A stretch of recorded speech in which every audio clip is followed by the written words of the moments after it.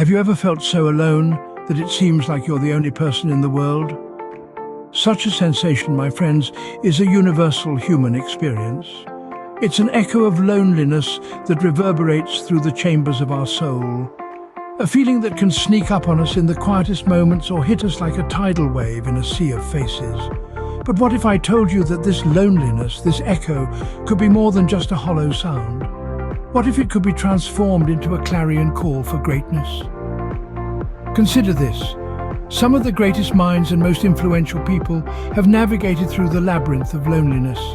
They've walked the tightrope between solitude and isolation and emerged from the other side, not just intact, but stronger, wiser, and infinitely more resilient. Think of the renowned artists, inventors, scientists, leaders, those who have left indelible marks on our world. Many of them have known loneliness intimately. They've sat in the echo chamber listening to the reverberations of their own thoughts and ideas, cut off from the cacophony of the world outside. In those quiet moments, they found not just themselves, but their purpose, their passion, their spark. Loneliness, my friends, is not a prison but a chrysalis.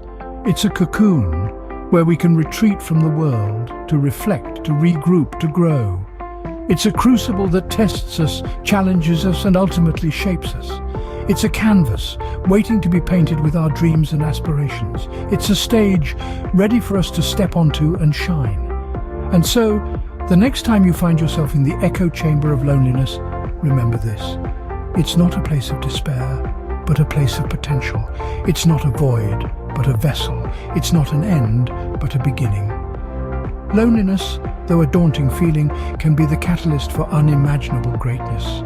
You may know her as the creator of the magical world of Harry Potter. But do you know the story of J.K. Rowling's rise from the depths of loneliness? Joanne Rowling's tale is one of the most inspiring stories of our times. Before she became J.K. Rowling, the renowned author who enchanted our imaginations with wizardry and magic, she was a single mother battling the demons of depression, loneliness, and poverty. Her journey began in the early 90s. She was newly divorced with a baby daughter to support, living in a cramped apartment in Edinburgh. The weight of her circumstances was overwhelming. She was jobless, penniless, and felt utterly alone. But it was in this abyss of solitude that she found an unexpected ally, her imagination. Rowling once remarked, "Rock bottom became the solid foundation on which I rebuilt my life." Indeed, her struggle with depression and the loneliness that accompanied it became the catalyst for the creation of a world that would captivate millions. She channeled her feelings of despair into her writing, pouring her heart out onto the pages of what would become the first Harry Potter book.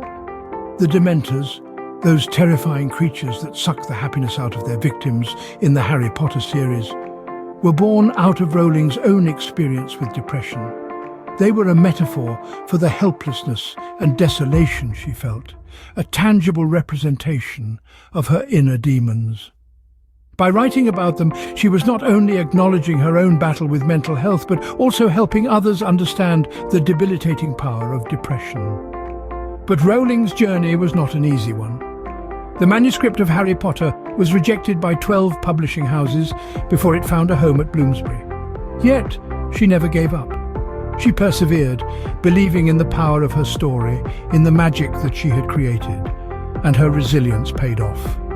The Harry Potter series has sold over 450 million copies worldwide and has been translated into 78 languages. Rowling's life took a dramatic turn from living on state benefits to becoming one of the wealthiest women in the world. However, the real magic of her story lies not in the fame and fortune she achieved, but in the way she transformed her solitude into a source of strength and creativity. She used her loneliness as a tool, a springboard that propelled her from the shadows into the spotlight. Rowling's tale is a powerful reminder that even in our darkest hours, we possess the ability to create extraordinary things. It is a testament to the strength of the human spirit and the power of imagination. It shows us that loneliness, rather than being a prison, can be a catalyst for change, a tool for transformation. Rowling's story is a testament to the power of transforming loneliness into a force that can change not just one life, but millions across the globe. Loneliness and solitude, though seemingly similar, are vastly different. Yes, they both involve being alone, yet they represent two contrasting experiences. Loneliness is a negative state marked by a sense of isolation or disconnection, but solitude, on the other hand, is a positive and constructive state of engagement with oneself. Solitude is being alone without feeling lonely. It's a time that can be used for reflection, inner searching, or growth in self-awareness. Imagine yourself standing at the edge of a serene lake.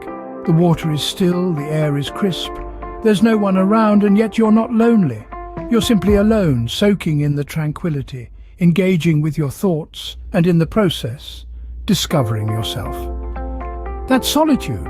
It's a state of peacefulness and contentment. It's a time when you can hear your own thoughts without the white noise of the world drowning them out. Solitude gives you the opportunity to explore and engage with your deepest thoughts, to understand your true nature, your passions, your innermost desires. It's a time to reflect, to dream, to plan. And this is where the power of solitude lies. It's in these quiet moments of reflection that you can rise above feelings of loneliness and instead tap into your inherent strength and resilience. Embracing solitude doesn't mean isolating oneself from the world. Rather, it's about taking time to disconnect, to recharge, to introspect. It's about understanding that being alone doesn't equate to being lonely. It's about finding joy and peace in one's own company. The world's greatest thinkers, writers, and artists have often found their inspiration in solitude. It has been their ally, their friend. Solitude has the power to ignite creativity, foster self-growth, and inspire self-discovery. So, the next time you find yourself alone, don't despair. Don't let feelings of loneliness creep in. Instead, embrace the solitude. Let it guide you. Let it help you reflect, discover, and understand yourself better. Solitude, if embraced, can become a powerful ally in one's journey to greatness. Let it be your companion on the path to self-discovery and personal growth. Let the power of solitude transform you, and in that transformation, you will find your strength. So, how do you transform the feeling of loneliness into a stepping stone to greatness? Well, the journey from solitude to strength is a personal one, and it may look different for everyone. But here are some actionable steps that could guide you on this path. Firstly, embrace self-reflection. Loneliness can be a mirror, reflecting back to us the parts of ourselves that need attention. It's a chance to dive deep into the pool of your own thoughts and emotions, to understand who you are and what you truly want. It might be uncomfortable, but remember, growth often comes from discomfort. Secondly, pursue your passions. When you're alone, you have the freedom to explore your interests without the influence of others. Maybe you've always wanted to learn to play the guitar, or write a book, or run a marathon. Now is the perfect time. When you focus on what you love, you open a door to self-discovery and fulfillment. Thirdly, don't be afraid to seek professional help if needed. Sometimes the weight of loneliness can be too heavy to carry alone. Therapists and counselors are there to help you navigate through these feelings and provide you with tools to cope. Seeking help is not a sign of weakness. It's a testament to your strength and courage. Lastly, practice self-compassion. Be gentle with yourself. It's okay to feel lonely. It's okay to not have all the answers. Remember, it's the trials we endure that make us stronger. It's also worth noting that loneliness can be a catalyst for creativity. Many great artists, writers, and thinkers have produced their best work in periods of solitude. So, see this time as an opportunity to tap into your creative potential. In the end, the path to transformation is not about running away from loneliness, but rather learning to navigate through it.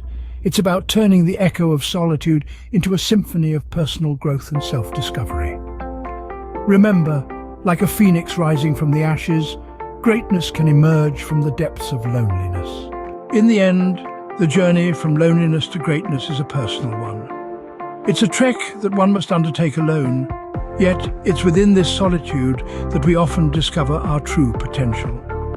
The echoes of loneliness are not a sentence to eternal solitude, but rather a call to introspection, a nudge towards self-improvement. You see, it's okay to feel alone. It's okay to feel like the world doesn't understand you. Because in truth, it's in this aloneness that we find our unique perspective on life. It's in this aloneness that we are given the chance to grow, to become more than what we were yesterday, and to ultimately rise to greatness. So, as you navigate through these echoes of loneliness, remember it's not about the destination but the journey. And within that journey, you might just find your path to greatness.